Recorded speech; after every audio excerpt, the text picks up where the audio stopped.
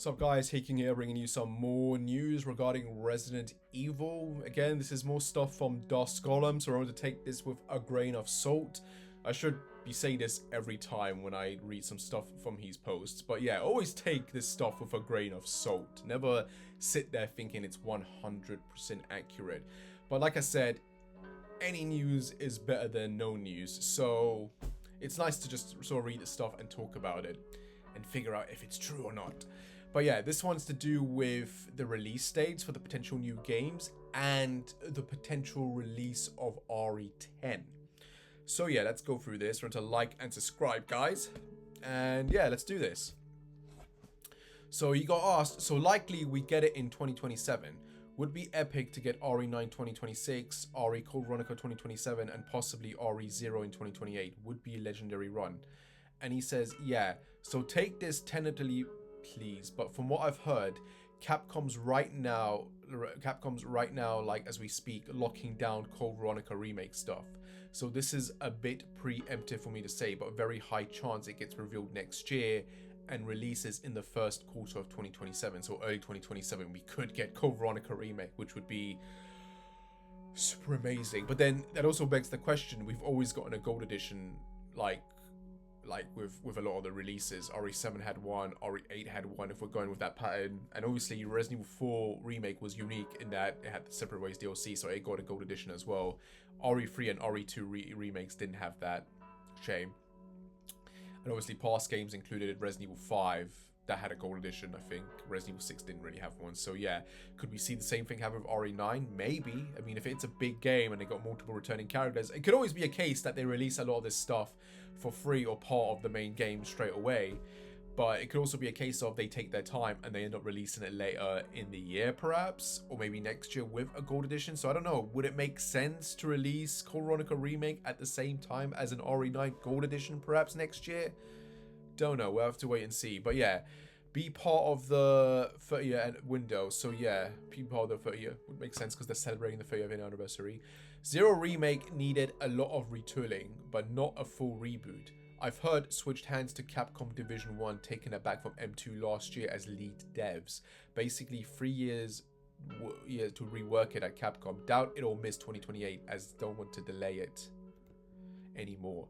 But I'm happy for RE0 to take its time. RE4 had a similar dev switch hands to quality concern previously, and RE4 turned out great. Hell, RE2 was looking really troubled in dev at one point before a reboot, then it turned out great, so I'm not too worried. So this is very, very interesting what he's saying here. RE0 Remake has gone from being this side project by the side team to becoming a full-fledged remake by the main team. What is going on here? This is kind of concerning. It's concerning because this is the second time this has happened now. M2 was working on RE4 Remake, and then Capcom came in and they were like, "Nah, we're gonna have our main team take this project over," and they did a great job with that. It was probably the smartest decision they could have done, especially because after the reception of RE3 Remake. But now they've done it again, so it's kind of crazy to me. And it's been in dev for what, 3 years? It's been 3 years in development or something. At this point in time, if it's been taken over, that means it'll take at least 3 years to develop. 6, 7, and 8, yeah. So that means Capcom Division 1 has 3 years to do whatever they want with this game now. But why? Are you telling me that version of RE0 they were developing was so bad that Capcom was like, nah, this ain't looking good either, get out. So what's the side team doing then? Like, what projects have they... Is it a case of now they're just having M2 come in, right? And I know it's not just M2, there's like another division, there's another team as well, I think, that they're all sort of integrated. But they basically come in, they start the project up, they do the bases, and then now Capcom Division 1 come in and then make the full-fledged game. Is that how it works? Is that what they're doing now? Is that the position now at this point? Because they screwed up so hard on the RE3 remake that now they're not trusted with any of these remakes. Now it's just a case of, hey guys, can you like start up these remakes first? Just, you know, do the basics, you know, start up like phase 1 and then we'll come in and finish the rest. Is that how it works now? Is that the position now at this point? Kind of really sad because, again, RE3 Remake was a good game. It just wasn't a good remake. you'd think they would have learned their lesson. And but here's the thing, I also heard that originally M2 wanted to make a faithful remake of RE4, but Capcom were like, no, we don't want a faithful remake. We want changes. We want like cuts and that. We want a different sort of game. Like, we want it to be reimagined. So they had Division 1 come in and do their thing, which I think was a great decision. I would not have liked a 100% faithful edition. Like I've said in previous videos, I'm not a fan of the original RE4, and what we got was, in my opinion, a lot better. But is this another similar case? They try to make a faithful RE0, and then Capcom was like, nah, like, you're not understanding the assignment. Like, no, we want a reimagining. So is that what happened?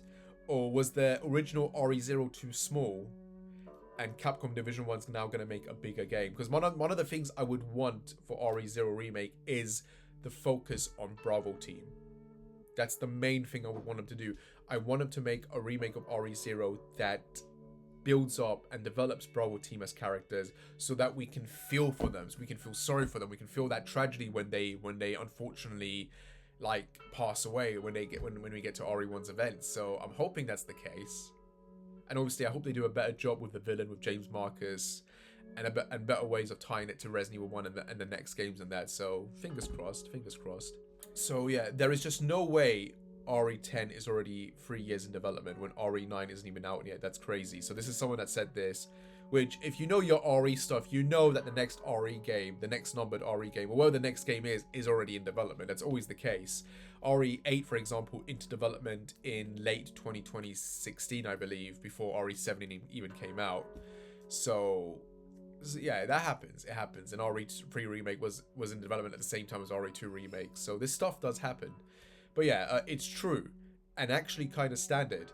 RE8 started dev in 2016, and RE9, including its scrap version Apocalypse, started pre-dev in 2017, full dev in 2018. The final RE9, Requiem, started dev in 2020-2021 window, and indeed, RE10, what we call that, started dev in 2022. But there is a catch here. RE is actually way behind where they want it to be right now. I think it's a good thing. But those 2 years of no RE news wasn't by choice from Capcom. Just shit happened, basically.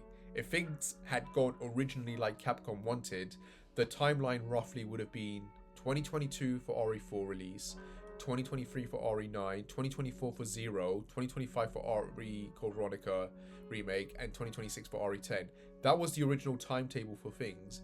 But of course, that's not how things turned out. RE9, Zero, and RE10 all hit dev problems.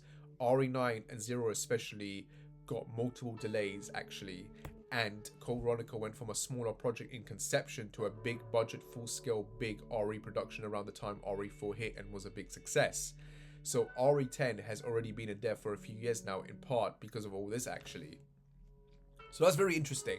Yeah, if you guys remember the original Capcom leak, RE4 Remake was supposed to release in 2022, and RE Apocalypse, as it was called at the time, was supposed to release in 2023. That didn't happen. Things clearly went wrong.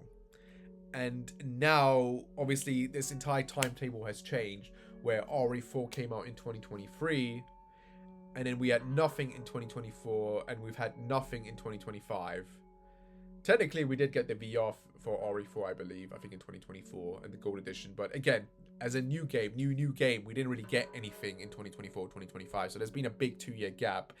And now we're getting RE9 in 2026.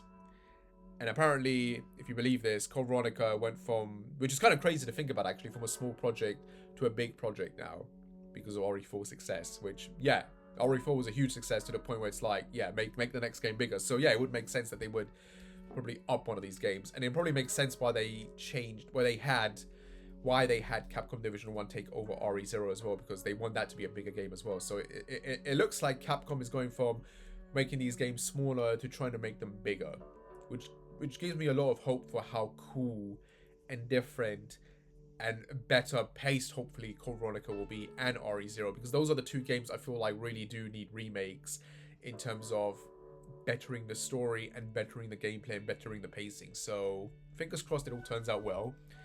But yeah, RE10, if it's been in development for 3 years now, if it's been in development for 3 years now and it was supposed to come out in 2026, I'm assuming we're gonna see that after Code Veronica and RE0 release. I think that's the point now, isn't it? So we're gonna get RE9 in 2026 next year. We're gonna get Code Veronica Remake in 2027. We're gonna get RE0 Remake in 2028, and then we're gonna get RE10 or whatever is meant to be RE10. Really depends. I think it depends on how well RE9 does, and maybe it will go for another reboot because this always happens. It's not a surprise to me anymore. It always happens. So I could see like RE9 doing things, and depending on the word of mouth, they're gonna take some of the criticism into account or not, and then they're gonna change up RE10, whatever it was. That or RE10 was meant to be the Chris and Jill game where they take care of the corrupt BSA and the connections, perhaps. I'm hoping that's the case. Fingers crossed it is. But yeah, I can see that coming out in 2029. 2029 for that, which then means, well, I don't know what it means, but what remakes will we get next then? Because I do think we're gonna get RE1 remake. I do think that's gonna happen. Like if it hasn't been greenlit now, I can see it being greenlit because that whole 5-year meeting stuff that Dusk was saying in a previous video.